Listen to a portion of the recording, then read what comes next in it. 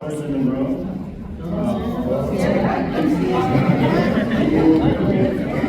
Here's the developer.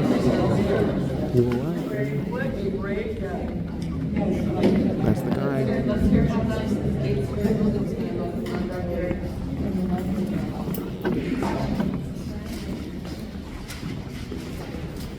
Good morning. I'm actually not a representative, I'm the owner. So one of the main things for us is... Can you hear in the back? Microphone. I said, good morning. I'm not a representative, I'm the owner of Vargas Properties. And I grew up here in the area. We have businesses in Gardena as well. I've actually done construction in the city of Gardena as well. We just finished 21 units. Here, we're getting ready to, I know they mentioned in council, when they mentioned about the 136 units or 121 units on Western that we're also going to be working on. So, you know, I came here to work with you guys. I've gotten many phone calls, horrible, nasty phone calls from many residents.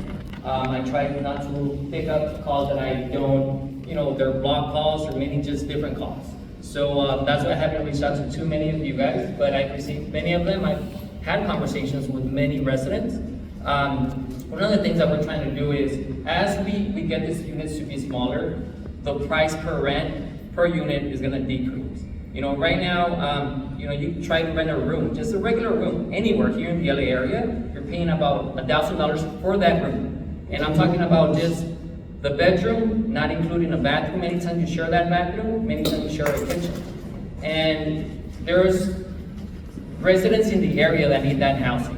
You know, we're looking to have these units leased out for $1,300. You're talking about a restroom, you're talking about a kitchen. These units come with a refrigerator, a stove, a dishwasher, a washer, and a dryer, right? So you're looking at $1,200, $1,300, $1,400, and that's what we need. We have thousands of homeless people out there.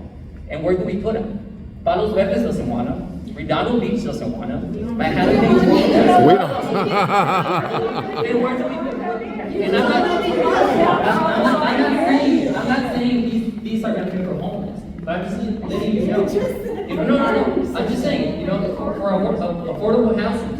You know, where people need to live. You know, you're making $17 minimum wage or $6.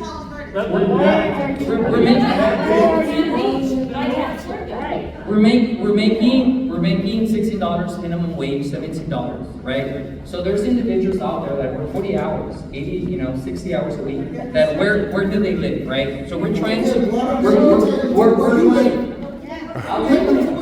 So I know she mentioned Lennox. I grew up in the city of Lennox. You know, so I know how it is. And you know what's going to happen. We're building these units in other cities as well, and we're working with the cities. We're trying to, you know, hire local residents as well. And you know, obviously this is controversial, right? But one of the main things that we're trying to do, that I'm trying to do, is build these units so we could have residents in the area in LA have somewhere to live. You know, it's a reality. You go out there and you try to rent a one bedroom. You're paying $2,000. You know, you're trying to rent. You know, so we're looking to have these units for $1,300, $1,500 per month. Okay. So what about Who's funding this? But you said it's going to be $1,400 a unit. Pay attention, we all homeowners here. We don't need this cheap rent. We own our homes. What was that? Yeah. Did you guys What about apartments? Yeah, the parking.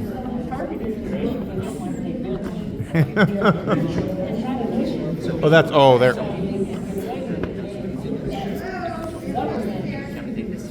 Oh, what you do?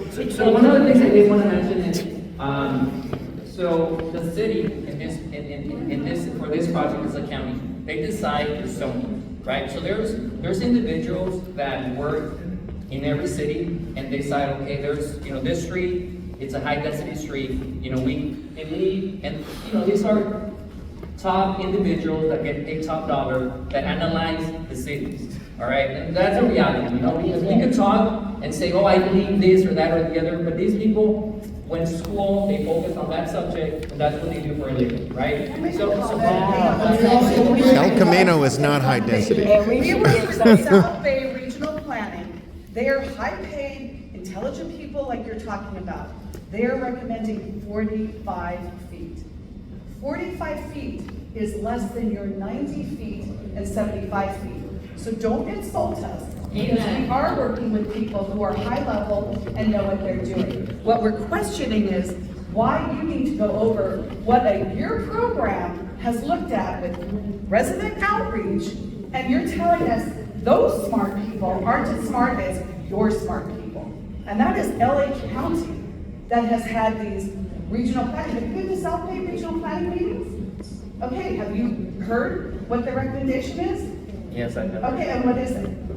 For which project? Yeah, for the whole El Camino Village area. So No, there's so height limits. It's for- 45 is what they're putting. There's height limits for every area, for every city. Sure, and that's it's what- 45 is what they're recommending. So we want to know why your smart people think our smart people can do between 45 and 90. What, explain that, just answer that Yes, question. so the height limit depends on the county. If the county allows us to build, that's what we go based on. Yeah, the I can decide, recommendation is 45 feet. But It's you're right in able- front of the planning commission. but you're able to work with any county, with any city to adjust that. Anybody, anyone. So you can do it. You could do it in Redondo Beach. They did it on, yes, it's the planning. Yeah, the planning commission is going to They recommend 45 feet. that's any city, anywhere in the US, anywhere in California, is that you're able to work with them to adjust the height. That's anywhere, not just you. Adjusting it. Microphone. You're just here for your benefit. If you cared about our community, you would stay within 45 feet. Well, not just that, if you cared about our community, you would have talked to us before you even got this information. How did we find out about this through an article? You So, chose not to get it. no. As a developer. Microphone. We build units. We can't go to every city, to the neighbors and say, we're gonna build this. Are you okay? Here's the proposal. Really, because I went to every single neighbor and dropped off a flyer. You couldn't talk to us? You couldn't hold a meeting like this before and talk to us? You avoided Zoe telling you to talk to us. So, No, well, I was here, so I was here to listen to the concerns, right? I was here to listen to you guys. take away on the concerns. Before I took off, I was gonna partner with you to try to get into it. That's what I was here. So I'm here for one reason, to make sure we do this right. There's concerns, obviously I'm getting many phone calls, so that's why I'm here. But one of the things that I do just wanna clarify as well. The goal for us is the goal for us is there's many individuals, that can't afford housing. Okay, either buying them or renting them, and that's a reality, and we have to understand that. We have to understand that, and we might not like the fact that they're doing it here, but we have to build the units. And all I'm saying is, rents are expensive. I've been doing this, I went to UC Santa Barbara, I went to Pepperdine University, I have an MBA in finance. So I lived in Santa Barbara, I lived in the Valley View area, and we know how expensive it is.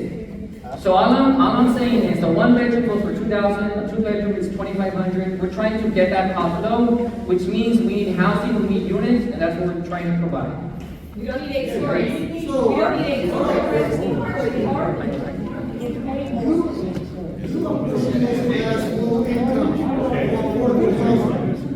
The law requires only 10% of the total units. 222 units, which is 22 units, gonna be low income, the rest gonna be market rent. That's those scumbags out of 200 here. All right. That's where we live. Let's take it where we live. We are homeowners here. We went to college. We did our work. We paid for that. Why would we have to suffer with this? Okay, we're hearing, we're feeling all the anger, the frustration. I think to try to solve, this problem here, try to be constructive. Juan Vargas has offered to set up a meeting with the El Camino Village Association, and So I would suggest that you, make sure that your concerns are represented by your leadership with the Camino Village Association. Thank you, Mr. Vargas, for Julio for coming up here and for agreeing to the meeting. So this is not the end. I think this is a great outcome. That there's going to be at least dialogue between Julio Vargas and Camino Village